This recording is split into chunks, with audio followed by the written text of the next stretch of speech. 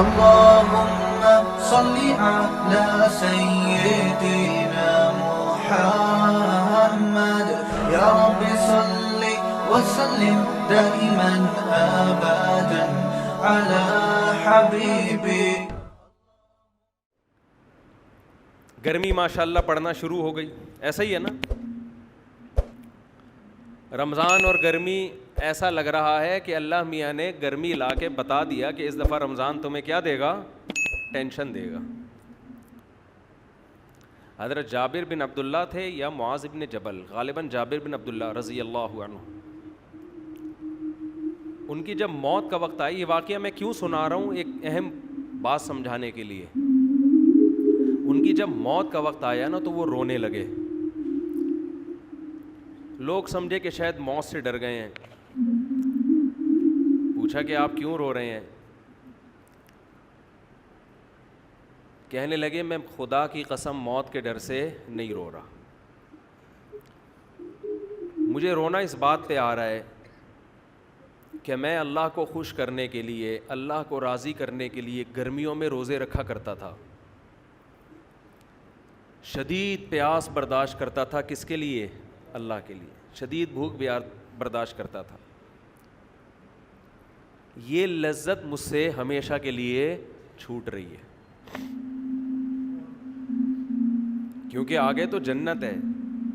جنت میں تو اللہ ہمارا اکرام کرے گا, ہم تو اللہ کے لیے کچھ نہیں کریں گے جنت میں. یہ واقعہ میں نے کیوں سنایا؟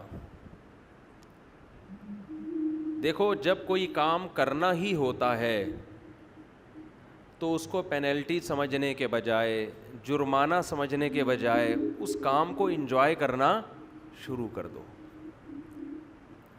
صوفیہ کرام کے ہاں جو ہے نا, صوفیہ کرام جو بھی لوگوں کے دلوں پہ محنت کرتے ہیں, جتنے بزرگان دین گزرے ہیں, ان کے ہاں اصلاح کے 2 طریقے رائج ہیں. آج بھی میڈیکل سائنس میں نا باڈی کو ٹھیک کرنے کے 2 طریقے ہیں. ایک طریقہ کہا جاتا ہے علاج بالضد. علاج بالضد کا مطلب ہے جو بیماری ہے اس کے خلاف دوا کھلائی جائے, ان جراثیم کو مارنے والی میڈیسن کھلائی جائے, جس کو اینٹی بائیوٹک کہا جاتا ہے. آپ میں جو جرمز پھیل رہے ہیں, آپ نے ایسا زہر جسم میں داخل کیا, اس زہر نے ان جراثیم کو مار دیا, فائٹ کی اور اس کو بولے نا کیا ہو گیا, ختم کر دیا. ایک طریقہ یہ ہوتا ہے. ایک طریقہ علاج بالمثل جو عام طور پہ ہومیوپیتھک میں چل رہا ہوتا ہے. یہ جو ویکسین ہے یہ کیا ہے, وہی جراثیم آپ کی باڈی میں داخل کیے جائیں جو آپ کو بیمار کرتے ہیں.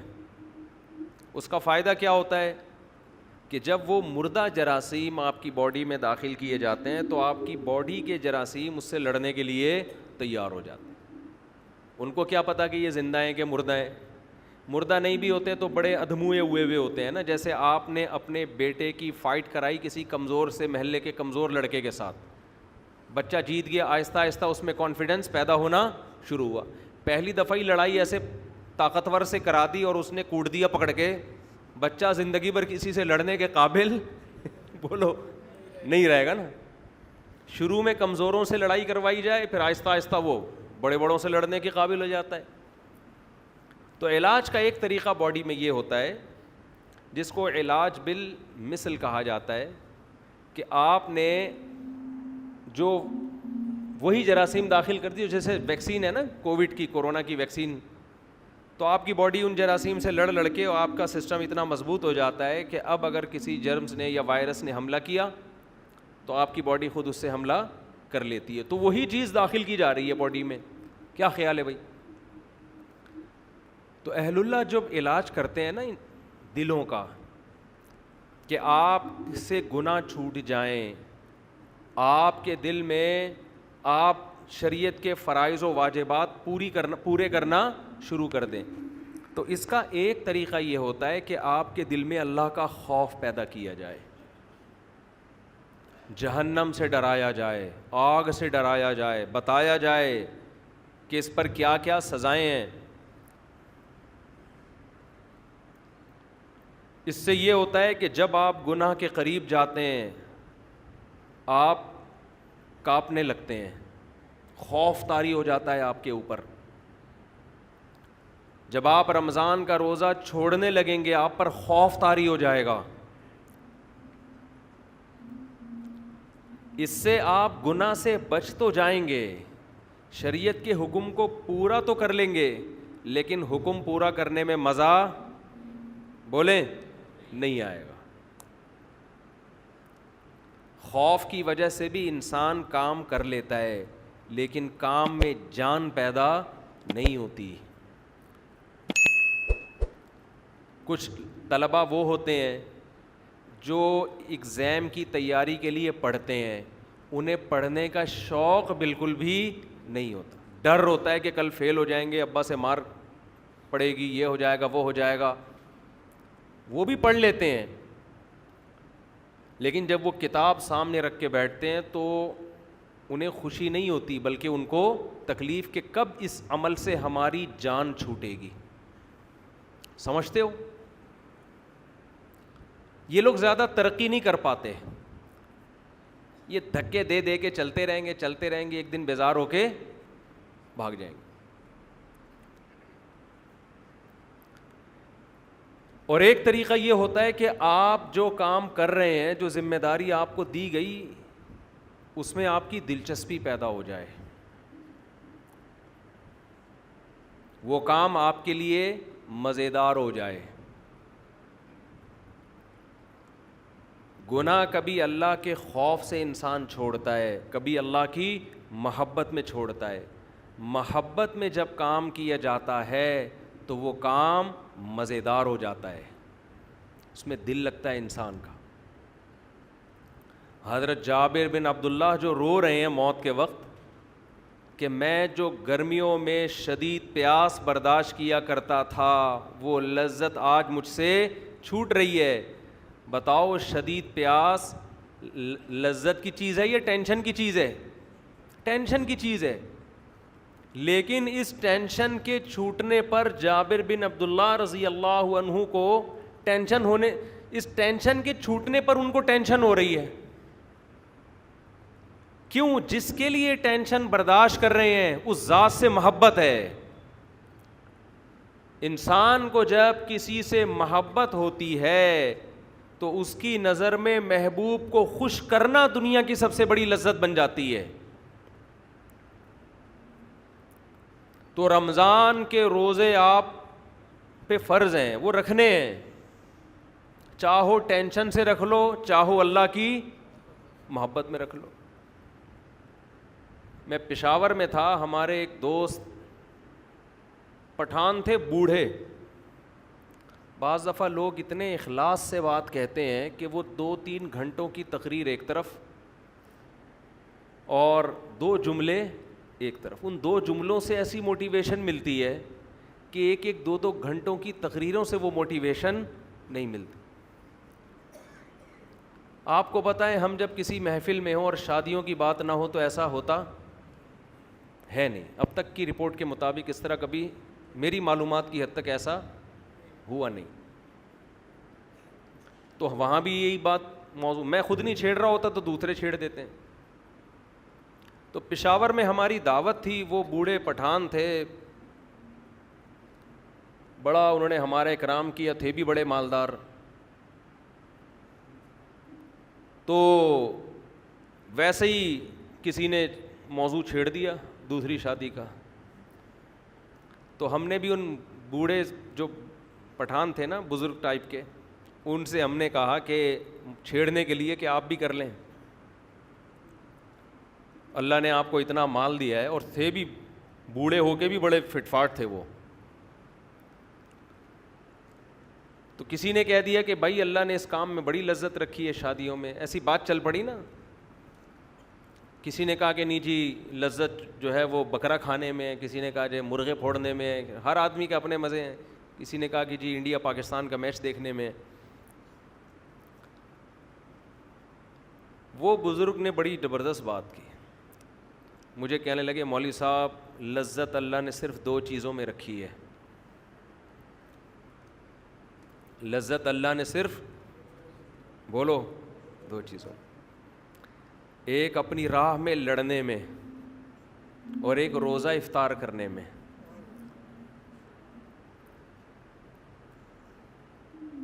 یہ بات انہوں نے ایسے جذبے سے کہی. جو آدمی خود عمل کرتا ہے نا, عمل, اس کی بات میں اللہ نے وزن بہت رکھا ہے.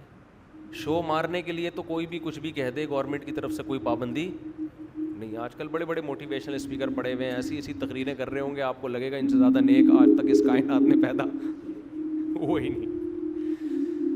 لیکن جب آپ ان کے پاس جاؤ تو 5 منٹ بات کرنے کے بھی پیسے مانگتے ہیں وہ.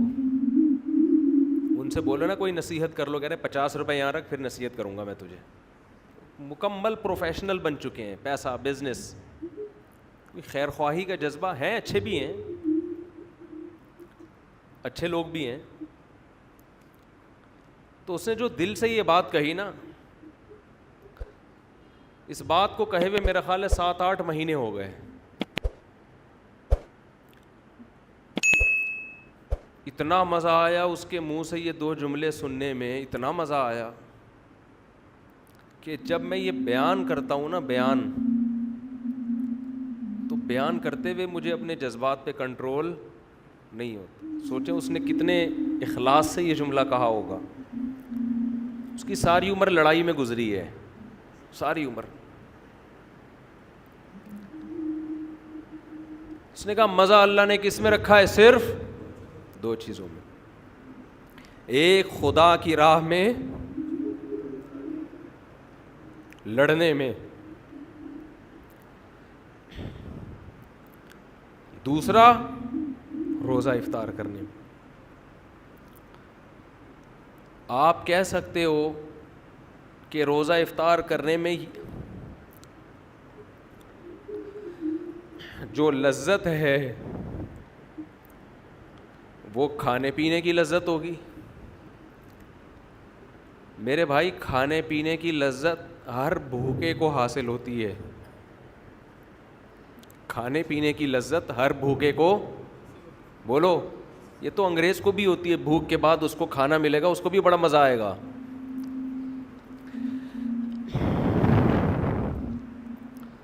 پیاس کے بعد پانی کی لذت ہندو کو بھی حاصل ہوتی ہے. اس بزرگ کا مطلب وہ لذت نہیں تھا جو ہر بھوکے اور ہر پیاسے کو کھانے اور پینے کے وقت, بولو, حاصل ہوتی ہے.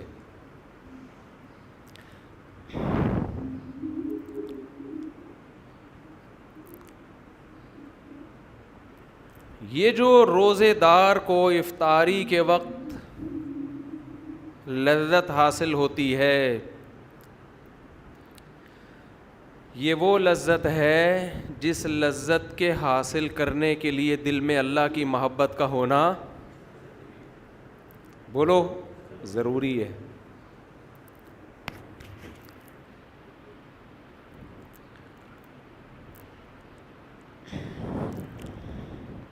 انسان کو یہ احساس ہوتا ہے افطاری کے وقت,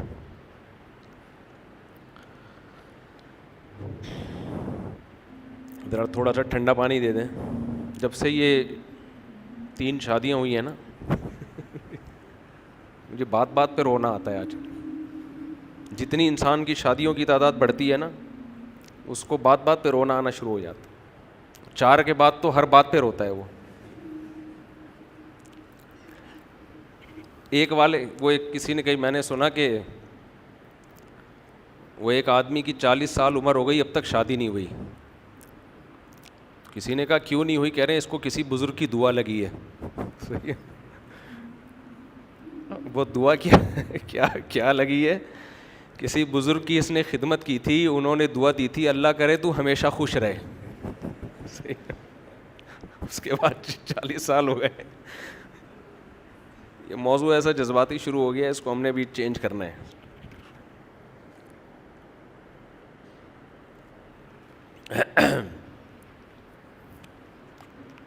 بعض دفعہ مسائل کچھ اور ہوتے ہیں, رو کسی اور بات پہ رہا ہوتا ہے آدمی, سمجھ رہے ہیں نا.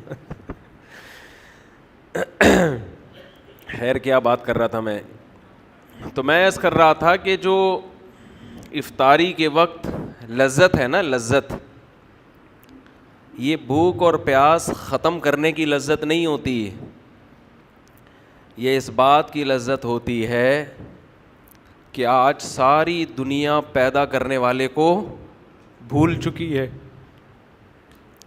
دنیا میں ہر شخص نے ہر ایک کو یاد رکھا ہے, نہیں یاد رکھا تو کس کو؟ پیدا کرنے والے کو. آج شادیوں میں مکس گیدرنگ ہوتی ہے نا, آپ ان سے کہیں سیپریٹ انتظام کر لو, لڑکیوں کو ادھر کر لو, مردوں کو ادھر کر لو, درمیان میں ایک چادر کھینچ لو, کیا جا رہا ہے؟ کچھ اس میں پیسے لگتے ہیں زیادہ ہے بھائی, لیکن ایسے مذاق اڑائیں گے آپ کا, ایسے بات کریں گے, ابے یہ مولویوں نے اتنا مشکل بنا دیا, ابے کیا ہو گیا یار. آپ کی نظر میں ہر قانون کی ویلیو ہے. حکومت نے لا بنایا 10 بجے ہال بند ہو جائیں گے, آپ 10 بجے بتیا بجھاتے پھر رہے ہو. آپ اپنے باپ کو ناراض نہیں دیکھ سکتے شادی میں, اپنے بھائی کو ناراض نہیں دیکھ سکتے. لڑکی والے ہو تو لڑکے والوں کو ناراض نہیں ہونے دو گے, لڑکے والے ہو تو لڑکی والوں کو ناراض نہیں ہونے دو گے. جس خدا نے بنایا ہے, جو پیدا کرنے والا ہے, جس نے یہ نعمتیں دی ہیں, وہ آپ کو دعوت کرنے سے منع بھی نہیں کر رہا. وہ یہ بھی نہیں کہہ رہا کہ آپ نے یہ کھانا ہے یہ نہیں کھانا, سب چیزیں حلال کر دی اس نے اس دعوت میں. وہ صرف اتنا کہہ رہا ہے کہ کیا کر دو, بیچ میں پارٹیشن کر دو. لیکن آپ کے جو نہیں رینگتی, آپ ٹس سے مس ہونے کے لیے تیار نہیں ہو. اتنی سی بات وہ کہہ رہا ہے کہ بھائی درمیان میں کیا کر دو, پارٹیشن کر دو. آپ کہہ رہے ہو نہیں کریں گے. مجھے ایسے موقع پہ شعیب علیہ السلام کا کلام یاد آتا ہے. شعیب علیہ السلام نے جب اپنی قوم کو سمجھایا نا خدا کی نافرمانی چھوڑو, تو قوم جواب میں کیا کہتی ہے کہ لولا رہتک لرجمناک, تو ہمارے خاندان کا آدمی ہے, ہماری قوم کا آدمی ہے, ہماری زبان ہی ہے تیری, قوم بھی ایک ہے, اس وجہ سے ہم نے تجھے چھوڑا ہوا ہے. ہماری قوم کا نہ ہوتا مار دیتے تجھے جان سے.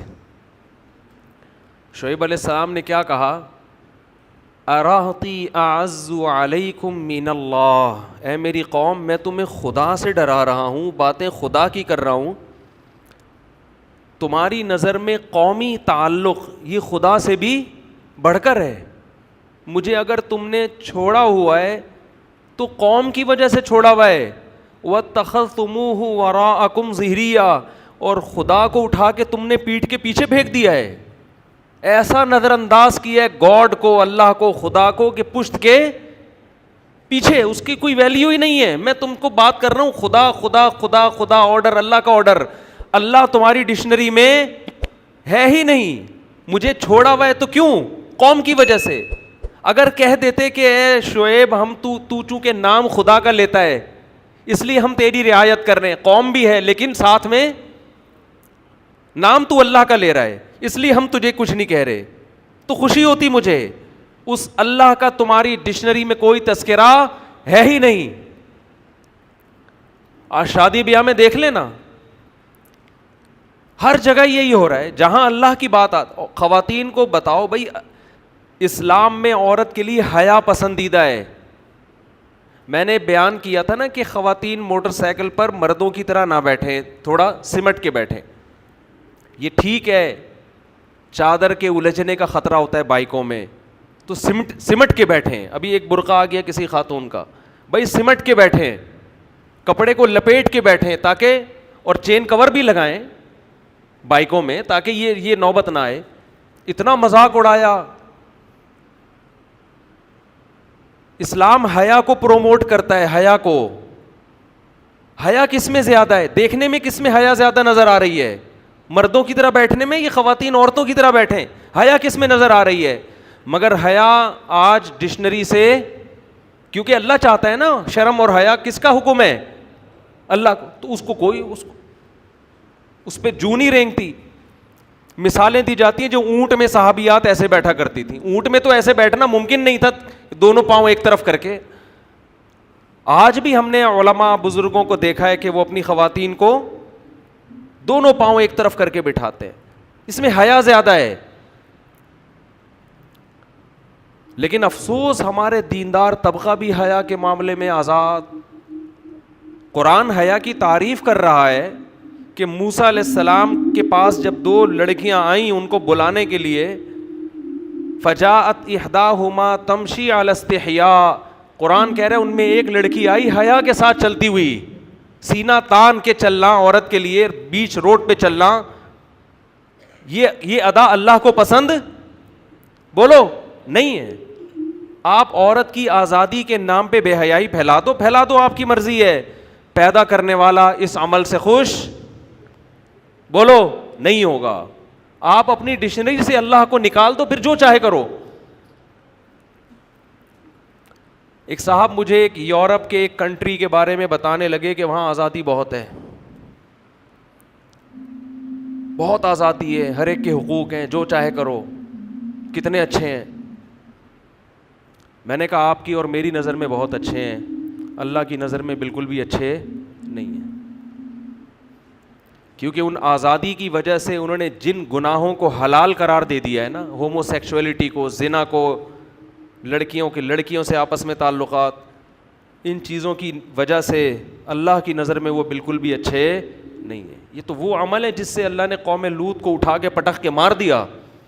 جس قوم نے اپنی ڈکشنری سے گاڈ کو نکال دیا، خالق کو، خدا کو نکال دیا، وہ میری اور آپ کی نظر میں بہت اچھا ہے، بنانے والے کی نظر میں اچھا نہیں ہے. بنانے والا نہیں پسند کرتا اس کو.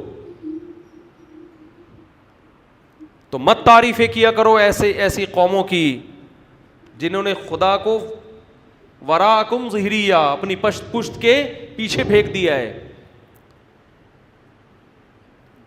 اور اگر تعریف کیا کرو پھر دعا کرو تمہارے بچے بھی ایسے بن جائیں، تمہارے بچے بھی ایسے بن جائیں. ان ملکوں میں جائیں، ان کو اتنی آزادی ملے کہ وہ بھی لڑکوں سے بدفعلی کریں، اور جب آپ انگلی اٹھاؤ تو بولے کہ یہ ہیومن رائٹس ہیں. اپنے بچوں کو ایسا بنانا چاہتے ہو تو اس کلچر کی صبح و شام تعریفیں کیا کرو. بولے بہت اچھے، ماشاء اللہ، ویل ڈن بیٹا، آزاد ہے، کوئی روک ٹوک نہیں ہے. تو میں یہ عرض کر رہا تھا کہ ایسے دور میں جب اللہ کو ڈکشنری سے نکال دیا گیا، اللہ کو لغت سے نکال دیا گیا، ایسے موقع پہ کوئی صبح سے لے کے شام تک بھوک اور پیاس کو برداشت کرے، اور ایک دن نہیں، ایک دن، پھر دوسرا دن، پھر تیسرا دن، پھر چوتھا دن، پھر 5واں دن، پھر 6واں دن، تو افطار کی لذت میں صرف بھوک ختم کرنے کی لذت نہیں ہے. اصل لذت یہ ہے کہ جس خدا کے لیے صبح سے شام تک قربانی دی، وہ خدا ہماری اس افطاری پر بھی ہم سے خوش ہو رہا ہے.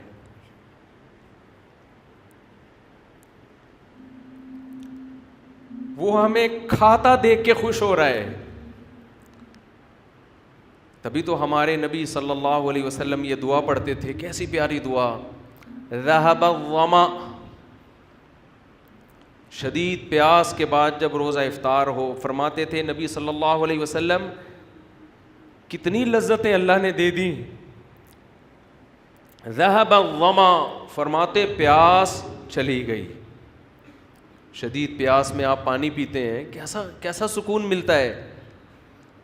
ذہب الظما، پیاس چلی گئی. وابتلت العروق، رگیں تر ہو گئیں. سارا دن انسان بھوک اور پیاس کی وجہ سے کیسا خشک ہو جاتا ہے، سوکھ جاتا ہے. آپ نے دیکھا ہوگا افطاری کر کے جب لوگ نماز میں آتے ہیں چہروں پہ کیسی رونق بحال ہو جاتی. عصر میں نمازیوں کی حالت دیکھا کریں اور مغرب میں دیکھا کریں، زمین اور آسمان کا فرق ہے، کیسی چہروں پہ رونق آتی ہے. ذہب الظما، فرمایا پیاس چلی گئی. وابتلت العروق، رگیں تر ہو گئیں. یہ مادی نعمت ہے. اور آگے فرماتے ہیں وثبت الاجر انشاء اللہ، اور اللہ نے چاہا تو صبح سے لے کے اب تک اللہ کے لیے جو ہم نے قربانی دی ہے وہ اجر ہمارا ثابت ہو گیا. وہ اجر اللہ نے اپنے ہمارے اعمال میں لکھ دیا. مزے ہی مزے، لذتیں ہی لذتیں. ان لذتوں سے ہمارا لبرل طبقہ، دنیا دار طبقہ اور غیر مسلم بولو محروم ہے. یہ لذت اس کو حاصل نہیں ہے. وہ بھی بھوکے رہتے ہیں ڈائٹنگ کرنے کے لیے، کولیسٹرول ختم کرنے کے لیے. ان کو ان کے ٹرینر نے کہا ہوتا ہے کہ ایک ٹائم کے کھانے کا ناغہ کر دو. اس بھوک کے بعد جب وہ کھاتے ہیں ان کو وہ لذت محسوس نہیں ہوتی جو ہمیں افطاری کے وقت محسوس ہوتی ہے. افطاری میں اللہ نے صرف جسم میں سکون نہیں رکھا بلکہ افطاری کے وقت اللہ نے روح کا سکون رکھا ہے. روح میں یہی لذت اللہ نے سحری میں رکھی ہے. سحری کا وقت ایک ایسا ٹائم ہے جس وقت دنیا کی کوئی قوم نہیں کھاتی. کبھی نہیں دنیا میں سنا ہوگا آپ نے اس ٹائم پہ لوگ کھانا کھا رہے ہو. کبھی سنا ہے بھائی کہ جیپنیز صبح 4 بجے اٹھ کے کھانا کھاتے ہیں؟ کبھی سنا آپ نے؟ اگر سنا ہے تو بول دیں ہاں سنا ہے، نہیں سنا تو تھوڑا گردن ہلا دیں. کبھی سنا آپ نے؟ کھانے کا ٹائم نہیں ہے. یہ کہیں بھی نہیں دنیا میں کھایا جاتا. نہ امریکی کھاتے ہیں، نہ جاپانی کھاتے ہیں، نہ چائنیز کھاتے ہیں، نہ ہندو کھاتے ہیں، نہ سکھ کھاتے ہیں. اللہ کو یہ ادا پسند آتی ہے کہ جہاں لوگوں نے میرا نام لینا چھوڑ دیا، ہر جگہ نفس پرستی. اب تو لوگ حکومت سے مطالبہ بھی صرف مہنگائی، صحت، ان چیزوں کا کرتے ہیں. اسلام کا مطالبہ کرنا بھی چھوڑ دیا. پہلے ہمارے سیاسی لیڈر اسلام کا نام لیتے تھے، مجھے ووٹ دیں میں اسلام کو نافذ کروں گا. اب ہمارے سیاسی لیڈروں نے اسلام کا نام لینا چھوڑ دیا. ان کو پتہ ہے اسلام کے نام پہ ووٹ نہیں ملے گا، ووٹ ملے گا مہنگائی کے نام پہ، آزادی کے نام پہ. تو ایسے دور میں جب اللہ کو لوگوں نے اپنی کتابوں سے، اپنی ڈکشنری سے نکال دیا، تو نبی صلی اللہ علیہ وسلم نے فرمایا کہ اللہ اور اس کے فرشتے صبح سحری کھانے والوں کے لیے پر رحمت بھیجتے ہیں. فرشتے رحمت کی دعا کرتے ہیں ان لوگوں کے پر جو صبح اٹھ کے، کیونکہ اللہ کو یہ ادا بھی اپنے بندوں کی پسند آتی ہے کہ دنیا میں کوئی قوم اس ٹائم پہ کھانا نہیں کھاتی اور میرے نیک بندے صبح اٹھ کے کھا رہے ہیں. کیوں؟ کس کا حکم ہے؟ اللہ کا حکم ہے. کلوا واشربوا حتى يتبين لكم الخيط الابيض من الخيط الاسود من الفجر. اللہ نے فرمایا کھاؤ اس وقت تک جب تک سفید دھاگا سیاہ دھاگے سے ممتاز اور جدا نہ ہو جائے، یعنی صبح صادق طلوع نہ ہو جائے. ثم اتموا الصيام الى الليل، پھر غروب آفتاب تک اس روزے کو مکمل کرو. اے اللہ بہت مشکل حکم ہے، پوری روٹین تو نے ہماری چینج کر دی. اللہ نے تسلی دی ایام معدودات، پورے سال کے لیے نہیں کہہ رہا، گنے چنے دن ہیں، گنے چنے انگلیوں پہ گن سکتے ہو، اس سے زیادہ تمہیں میں مکلف نہیں بنا رہا. ویسے بھی آپ کی جنرل نالج کے لیے پاکستان میں 15 سال سے روزے 29 ہی ہو رہے ہیں. 30 روزے میری اور آپ کی نسلیں نہیں دیکھیں گی، مجھے تو ایسا ہی لگتا ہے. 2006 سے میں نوٹ کر رہا ہوں، اس سے پہلے کا مجھے یاد نہیں. یہ 2022 ہے، 2007 سے لے کے 2021 تک، اب 22 چل رہا ہے نا، یہ کتنے سال ہو گئے؟ 14 سال. ایک دفعہ بھی رمضان 30 کا نہیں ہوا ہے. یہ خود ایک بہت بڑا سوالیہ نشان ہے. سمجھتے ہو؟ ایک نشان ہے یہ کیا ہو رہا ہے مارکیٹ میں. محرم کبھی 30 کا ہوگا، کبھی منفی باتیں کرنے کا کوئی فائدہ نہیں ہوتا، لیکن بعض دفعہ آدمی اپنے جذبات کا تو اظہار کر سکتا ہے نا. محرم کبھی 29 کا ہوگا، کبھی 30 کا. سفر کبھی 29 کا، کبھی 30 کا. ربیع الاول کبھی 29 کا، کبھی 30 کا. 14-15 سال ہو گئے رمضان 30 کا ہو کے نہیں دے رہا. ماہر فلکیات بعض دفعہ کہہ دیتے ہیں کہ ناممکن ہے کہ 29 ہوں، ہاں ناممکن ہے کہ 29 کو چاند نظر آئے، پھر بھی 29 ہی کا ہوتا ہے. الحمدللہ یہ ایک نشان ہے سوالیہ ہلال کمیٹی پر, سمجھ رہے ہو؟ بہت بڑا سوال ہے یہ کہ مارکیٹ میں ہو کیا رہا ہے. تو میں ایک پروگرام ریکارڈ کروانا تھا میں نے 30 نا, تو میں 29 کے بعد میں نے کہا بس وہ پورے رمضان چلے گا نا, تو انہوں نے کہا 30 اگر 30 ہو گئے, میں نے کہا کسی کا باپ بھی پاکستان میں 30 روزے نہیں کر سکتا, تو 29 ہی ہوں گے. ٹھیک ہے, معذرت کے ساتھ ایسی گندی گندی باتیں بھی بعض دفعہ انسان کر لیتا ہے, لیکن یہ ہے ایک بڑا مسئلہ ہے یہ. تو لیکن بہرحال جو کمیٹی کا اعلان ہو آپ نے فالو اسی کو کرنا ہے, ایسا نہ ہو کہ سب عید منا رہے ہوں اور آپ روزہ رکھ کے بیٹھے ہوئے ہوں. ہم بھی جو, کیونکہ گورنمنٹ کا جو فیصلہ ہوتا ہے ماننا پڑتا ہے. بنے کیوں کر جو ہو سب کار الٹا, ہم الٹے بات الٹی یار الٹا.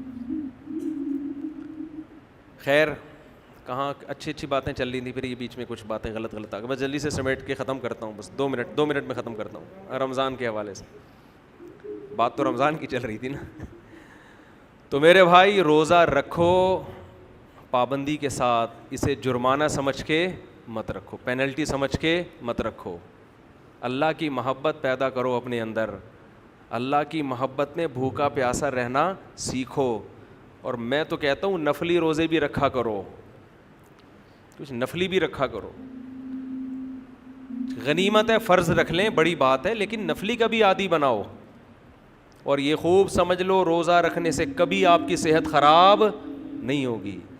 آج دنیا میں سارے مسائل ہی کھانے پینے کی وجہ سے پیدا ہوئے ہیں, کھانے پینے کی وجہ سے پیدا ہوئے ہیں.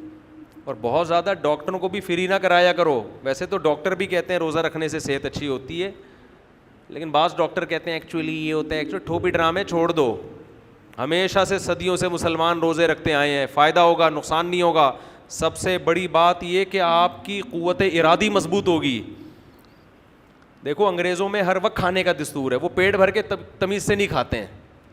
وہ گھر سے نکلیں گے کیک رس تھوڑا سا, جو بھی ان کا کیک رس, تو ہمارا والا تو وہ ہضم بھی نہیں کر سکتے, ان کا جو بھی کیک رس ہوتا ہے. پھر آفس میں گئے کچھ نہ کچھ, پھر وہاں سے نکلے تھوڑا سا کچھ, 24 گھنٹے جگالی. میں نے دیکھا ہے آج ہمارے جو مذہب سے دور, اول تو مذہبی لوگ تو طبیعت سے پھوڑ رہے ہیں, وہ تو 11ویں کے نام پہ, تیجے کے نام پہ, 40ویں, مذہب نام ہی توند بھرنے کا بن گیا ہے. مذہب کے نام پہ ربیع الاول میں حلوے الگ چلیں گے, محرم کے حلیم الگ چلیں گے, اور ابا کے تیجا 40واں برسی, پھر یہ وہ کھاؤ خود پیٹ دیگ بن چکے ہیں. کھا کے, اور اس کو نام کیا دیتے ہیں, یہ خوب بار بار بتا دوں, کسی کا پیٹ اگر بڑا ہوا ہے تو بدگمانی جائز نہیں ہے. میں نے بہت سے لوگ دیکھے بہت بڑے پیٹ, بہت بھاری جسم, کھاتے نہیں ہیں, وہ قدرت کی طرف سے ہے. صحابہ میں بھی ایسے تھے جن کے وزن زیادہ تھے لیکن کھاتے پیتے کم تھے, تو بدگمانی جائز نہیں ہے. اسلام میں وہ موٹاپا ناپسند ہے جو زیادہ کھانے کی وجہ سے ہوا ہو. بعض دفعہ زیادہ کھانے کی وجہ سے نہیں ہوتا, نیچرل ہوتا ہے وہ. تو آج کھانا عبادت بن چکا ہے. اسلام میں کھانا عبادت نہیں ہے, پرہیز کرنا عبادت ہے. کم کھاؤ. آج شادیوں میں بھی عجیب طریقے سے کھانے, پہلے جوس لا کے پکڑا دیں گے. ابے جب جوس پی لیا تو اس کے 15 منٹ بعد کھانا آئے گا, تو آدھی بھوک تو ختم ہو گئی نا. ابھی کچھ دن پہلے ایک ولیمے میں جانا ہوا, انہوں نے پہلے لا کے نا جوس موس دینا شروع کر دیا. میں نے کہا یہ پئیں گے تو بھوک تو لگے گی نہیں پھر. انہوں نے کہا آپ کو نہیں لگے گی, باقی تو سب کو لگ رہی ہے. اس کے بعد پھر گوشت, بوٹیاں. میں سمجھا یہ کھانا ہے, ہم نے بوٹیاں کھا لیں, اب کھانا آئے گا تھوڑی دیر کے بعد. انتہا ہوتی ہے بدتمیزی کی بھائی. اس کو بدتمیزی نہیں تو اور کیا ہے یہ تو میڈیکلی بھی غلط ہے. آپ جب کھانا شروع کرتے ہیں, آپ کا معدہ ایک تیزاب چھوڑنا شروع کر دیتا ہے اس کو گلانے کے لیے. معدہ سمجھتا ہے اب کھانا آ رہا ہے, معدہ اپنا کام شروع. اب آپ نے 10-15 منٹ کا اسٹاپ لے لیا تو وہ تیزاب تو آپ کے معدے کا بیڑا غرق کر دے گا. دوبارہ تھوڑی معدہ تیار ہوگا اس کے لیے. 24 گھنٹے کچھ نہ کچھ کھاتے رہتے ہیں, بس کچھ نہیں منہ میں پان رکھ لیں گے. عادت ڈالو اپنے آپ کو بغیر کھائے پیے سروائیو کرنے کی. رمضان آپ کو یہ موقع فراہم کرتا ہے کہ کھائے پیے بغیر سب کچھ کرو. ہم کچھ جانوروں کی طرح ہر وقت جگالی, ہر وقت گھر میں آتے ہیں فریج میں گھس کے تھوڑا سا یہاں سے دھونے والے نکال لیے. میری تو عادت تھی بچپن میں فریج میں گھستے ہی دودھ سے ملائی نکال کے پی کھا جاؤ, وہ تو اب بھی ہے, وہ عادت تو ہم چھوڑتے نہیں. ملائی ہم جب بھی دیکھتے ہیں گرم گرم ملائی ہو, مزہ نہ آئے پیسے واپس. اور میں تو حیران ہوتا ہوں ان لوگوں پر جو دودھ کی گرم ملائی کھاتے نہیں ہیں, اتنی مزے کی چیز ہے. اور بچوں کو اسمیل آ رہی ہے آج کل, بچوں کو اس میں سے کیا آ رہی ہوتی ہے, اسمیل ملائی میں سے. وہ کھائیں گے کریم ڈبے والی جو زہر ہے نا کریم, وہ کھا رہے ہوں گے. دودھ کی جو بھینس کے دودھ کی خوشبودار بلائی, اس سے ان کو کیا آ رہی ہے, اسمیل آ رہی. فطرت ہی برباد ہو گئی ہے. تو ہر وقت ملائی کے علاوہ ملائی کھا سکتے ہو کیونکہ میں کھاتا ہوں باقی ہر وقت کھانا اچھا کام بولو نہیں ہے, بری عادت ہے یہ. رمضان آپ کو یہ ٹریننگ دے دیتا ہے کہ کچھ تھوڑا سا پیٹ کو بھی کیا کرو, آرام دو.